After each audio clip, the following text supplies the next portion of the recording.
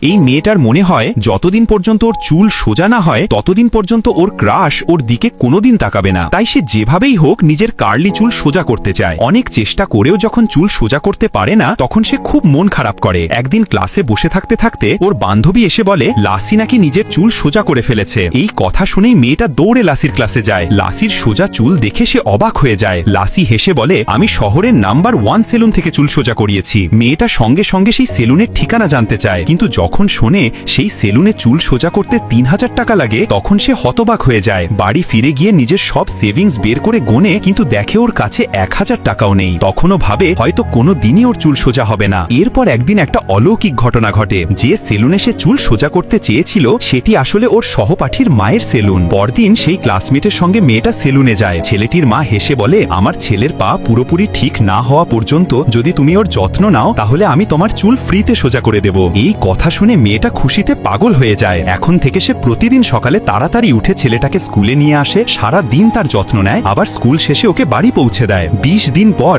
ছেলেটির পা পুরোপুরি ঠিক হয়ে যায়। মা তার প্রতিশ্রুতি রাখে এবং মেয়েটির চুল একদম সোজা করে দেয়। সবাই যখন মেয়েটির সোজা চুল দেখে অবাক হয়ে যায়, কিন্তু যখন মেয়েটা সাহস করে নিজের ক্রাশকে প্রপোজ করতে যায় তখন তার চোখের সামনে শুধু সেই ছেলেটির মুখ ভেসে ওঠে যার যত্ন সে এতদিন নিয়েছিল। ছেলেটির যত্ন নিতে নিতে মেয়েটা আসলে তার প্রেমে পড়ে গিয়েছিল। শেষে সে নিজের পুরনো ক্রাশকে কিছু না বলেই চুপচাপ চলে আসে।